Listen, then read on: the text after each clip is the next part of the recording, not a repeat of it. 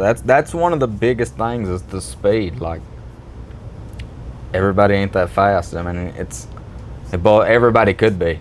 It boils down to your pattern and how you do things. Like that's what like ours is designed to make money and get stuff out of here. And Like, when I talk to people, a lot of people ask me the same thing. They're like, "How are you so fast?" I'm like, "Where do you start on the truck? Where do you finish on the truck?" And you know what the answer almost always is? tank or box. I'll start wherever, I guess. I'm like, no, where do you start, where do you finish? And the guys that are like, well, I start with wheels. I said, okay, what do you do after the wheels? They're like, I don't know. Sometimes I feel like doing a grill. Sometimes I feel like doing one tank. And I'm like, oh, so you change up your pattern all the time? Well, I don't really have a pattern. Pattern and consistency is the biggest key. Yeah, I mean, it's your job. Like, if you're out there making something on an assembly line, it goes this, this, this, this, this. If you're an assembly line worker, you're doing this, this, this, or it's not going to be. It's not proficient. They got it that way, so it's proficient. So they're making money.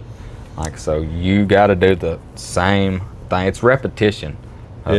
Every truck's not the same in the sense, but in the sense of where you're going to sit down and start and finish and how the order you're going to do everything, you should already know that. Yep. Like, there should be no questions about that. Like, as soon as you get on a job and get all your stuff unloaded, like, you know what you're going to do. And that's just like with if you got help, like, they should know what to do. That's why I say, like, me and Evan work good together because he knows where he's going and I know where I'm going. If I'm starting on wheels, where are you starting? I'm starting on the grill. And then after the grill, where are you headed? I'm going down the passenger side of the truck. That's exactly it. Cause starting at the front wheel box and then the tank. And I always start at the passenger side wheels and I go up the driver's side wheels and then I'm going up that driver's side tank to the box on the other side. Yeah, it's just so it's super simple. It's like a thing. And then if you got a chaser, like they know what they're supposed to be doing. They hand polish everything that you don't touch with the grinder. And they could be starting on the fronts of the tanks while we're doing on the wheels already and doing on the grill. They could be hand polishing the fronts of the tanks so that they're not waiting on us.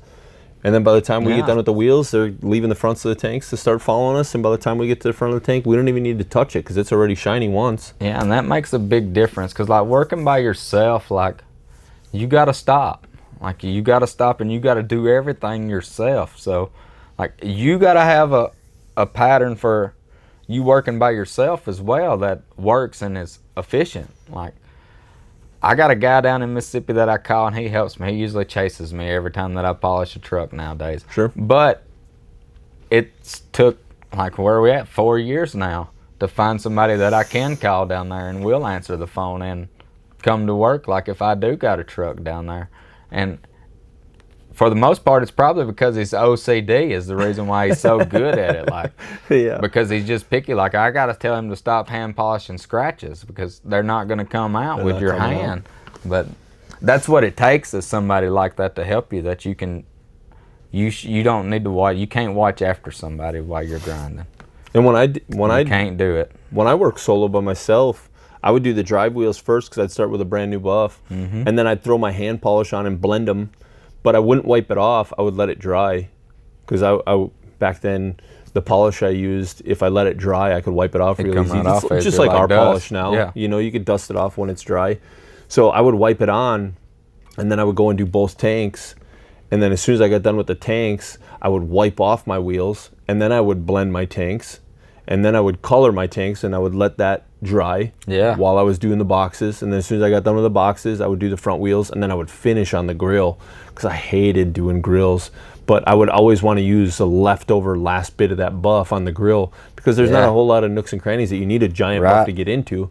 So I would whittle my buff size down to finish on the grill. It was just, in my mind, it was the easiest place to finish with a small buff. It's the last part that you want to do because, like, at the end of the day is, like, you're working by yourself, so that's a good repetition to have like that. I was kind of about the same way. I'd start up and do the drive wheels, and I would do all the drive wheels, and except I'd come through and I'd hand polish them after I did all 4 of them, and then I would color them. I'd color the whole wheel, and I'd set all 4 of the back ones down, and I'd run up there and I'd jack up the front wheels real fast, and I'd leave them in the air. The front wheels are going to stay in the air the rest of the truck until I'm done. Sure.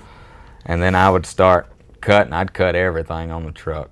Everything except for the grill. Now, if we had a grill, I would always save that for last as well. Yep. But I would go cut everything. I'd cut this tank. I'd throw my grinder up under there. I'd cut that tank because I'm going to be faster on the next tank as soon as I start cutting. That's the one thing a lot of people don't think about is if you do them in repetition, all your wheels, by the time you get to the third and fourth wheel, you're going to be faster. Yeah. If you do 2 tanks in a row, your second tank, you're going to be that much faster. And look at like Nelson, where we're doing 12, 13 trucks in a day. You got to be. If the guy that's doing tanks is doing tanks all day, eventually you're getting so fast doing tanks, you're doing tank box. Yep.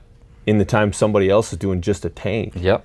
Because you're just that repetition. Yeah, your body's just so used to doing it. You're used to moving that way. Then you hit a passenger box, throw it up under there, do the driver's box. Then I would come through and I'd hand polish everything. I'd blend everything. I'd stop and I'd take my little break while I was hand polishing. Hand polishing is the worst part. And then I would come and I would color everything at one time. Like it was repetition of I was doing the same things, but it was allowing me to do a Peterbilt in 8 to 12 hours, every one of them, by myself. And that's moving pretty good when you're by yourself. Yeah, I mean 8 to 12 hours is a good hustle on a rough truck. It